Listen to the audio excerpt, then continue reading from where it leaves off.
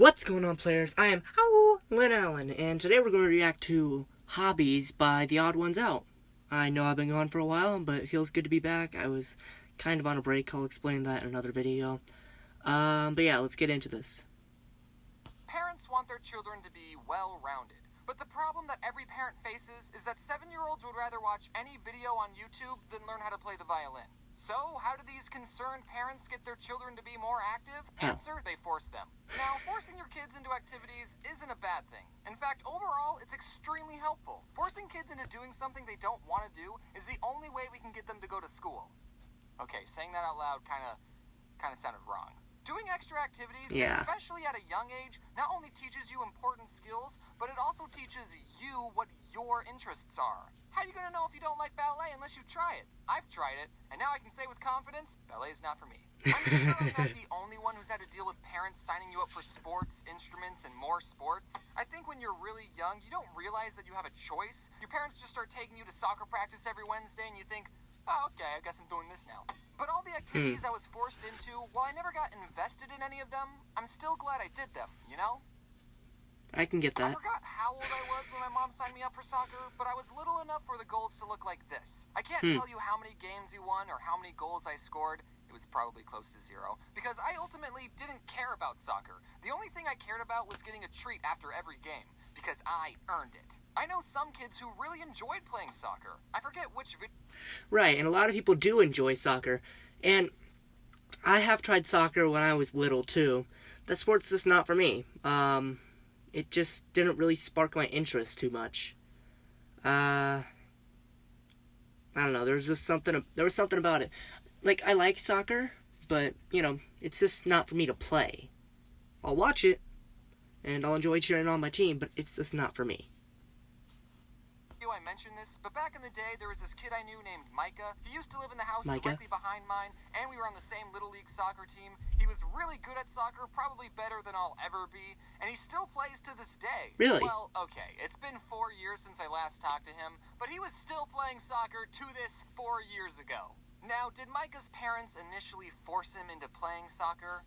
Probably, I didn't ask. But if his parents never forced him into it, he would have never known how good he was at the game and how much he enjoyed it. But that's enough about Micah. This is my channel. I don't remember how I stopped playing soccer. I just stopped showing up to the practices one year, and then I never played again. And then my mom put me into Boy Scouts, and that was a lot better because it wasn't competitive and camping is awesome, and I made some dumb videos about it.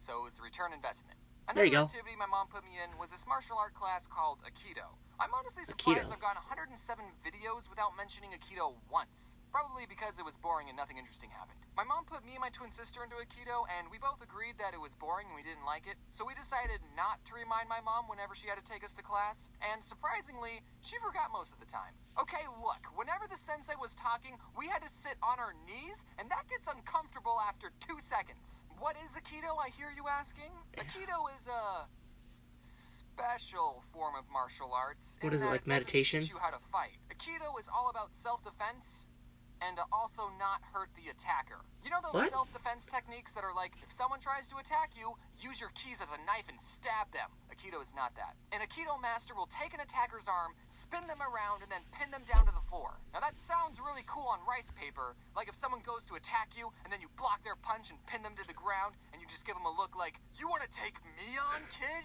I've already got you pinned down. Now I'm not going to hurt you because I'm that powerful. But if you ever attempt to attack me or my clan ever again, I will be forced to use 10% of my power and break your spine in half. Oh my god. And I think my mom saw that Aikido was non-violent and taught self-defense, and she thought it was a better activity than learning how to kick someone in the face. But after doing some research on Aikido, I've learned that it's not really, what's the right word? Respected in the martial art community. Really? There's a lot of people saying that the techniques of Aikido don't work against a real attack, and that if someone's really attacking you, you can't reasonably pin them down without hurting them. So it's probably a better idea to just punch back. And some people who are in Aikido think that their style of fighting is more civil and the more eloquent way of fighting, or non-fighting. So there's a tad bit of elitism in the martial art community. Now, surprisingly, I've never been in a real fight, so I can't really comment on what the more effective martial art is. I'm sure different situations call for different responses, but I don't think I'm wrong when I say that Aikido is the vegans of martial arts. After Aikido, the next thing I was forced to learn was an instrument. My parents didn't force me to do this, it was the American education system that did. In 5th and 6th grade, everyone had to take a band class, and we all chose different instruments to play, and I went with the flute. And as soon as I was given the flute, I traded it with... Okay, I can kind of understand that. When I was when I got in middle school, about 6th grade, we had to take band, or, well, there were 4 classes. We had to take one of them each 9 weeks. And I really did enjoy band, and I played it for a couple more years. But yeah, I can kind of get that, because you didn't have a choice that year. Who chose percussion, and that's what I did for the next 2 years. Compared to the rest of the instruments, percussion was very easy on my lungs. And it was okay if we were bad at the instrument because we were in the very back. The first set of songs we learned was on this metal xylophone thing, but I think the teacher thought everyone was so bad at that instrument that the rest of the songs we learned was on this drum. Just one drum, it looked like this. So while everyone else had to learn face and every good boy deserves fudge and whatever these lines connecting the notes mean, we cool kids in the back only had to memorize 3 notes. A hit on the drum, a hit on the side of the drum, and not hitting the drum. Now those are my favorite notes. Nice. Drums are so great, nothing beats the drums. Drums are easy. So my parents tried to get me to do extra activities, but I never did more than what I was told to do. But that's okay. You should at least try new things, and if it's not something you enjoy, well, at least you tried. Now, with all the activities I did, I still spent plenty of my free time doing some other things. Okay, I played a lot of Neopets and RuneScape, and as much as I enjoyed these games, I would say overall, they didn't make me a more rounded person. Unless you count what they did to my horrible posture. People will spend their free time doing what they enjoy, and entertainment is designed to be entertaining. Right. While it's good to take some time doing things you enjoy, just like everything in life, it's all about balance. I think there's a very clear and important difference between a hobby and an addiction. If you enjoy playing video games and binging Netflix in your free time, then do that. Keyword being free time. You still need to set time to sleep, work, and socialize, and take showers. If I can smell that you were just binging a show, then that's gotta change. While I was working on this video, I wondered why it was more acceptable to be good at chess than it was World of Warcraft, because at its core, chess and Warcraft are the same thing, a game. But if you spend all your time playing one of these games, and it gets in the way of you being a functional human being, that's when it becomes an addiction.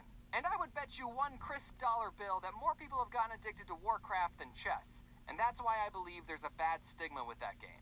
Also, I don't know how WoW works, but I know in chess you need to have at least one friend. If I could go back in time, I would tell my younger self to not play Neopets and RuneScape as much as I did.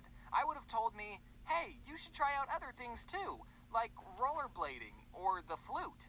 Youth is the best time to learn what you love and where your passions lie. You kids have no bills, no expectations, you're not tired all the time, and everyone's telling you to follow your dreams. But not me, I'm 22. My life is practically over. I can't choose any more hobbies. I wasted my childhood.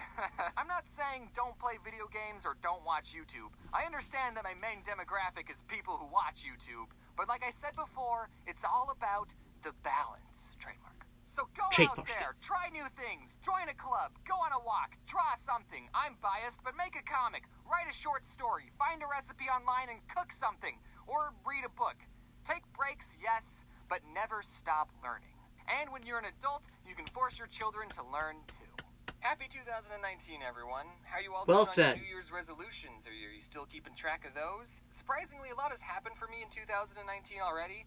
And the really big thing is that I got a new dog. Her name is Floof, and she's the best. Aww. And I hate to break this to anyone who owns a dog, but Floof is actually the best dog in the world, so sorry, guys. Oh, also this channel hit 10 million subscribers, which is just an absolutely insane milestone. Thank you all for watching my videos, and it's just wild how many people are out there watching my videos. They're just videos, guys. Calm down. Also, big thanks to all my lovely additional artists. I wouldn't be able to make these videos as fast and as high quality as they are without them, so thank you all for working on this video, and cheers to 10 million. Look at all those people that worked on this. The next video I'll be working on will involve sprinkles. Now, when I first started the sprinkle tradition, I thought, oh, it's just a fun little thing to do every once in a while, and now I'm and buying a lot of sprinkles. So, woe is me. I'm gonna go take a nap now, and as always, wear your seatbelt. Knew it! I watch his videos a lot, and this is the first one I've reacted to. But yeah, that's his slogan, wear a seatbelt. Wear your seatbelt. But yeah, that's very true. Hobbies are important to have, but, like, you don't want to have them addicted. Because, like, you got the level of hobby here, and addiction goes way over it. So, you don't want to become addicted to it. But I think we could all say that we've all become addicted to something. The point is that we need to work on taking that and just taking it down a notch. You know what I mean? But yeah, that was a very good video. Very well said. Yeah, I really enjoyed that. Thank you guys so much for watching. As always, I'm Lynn Allen. And as always,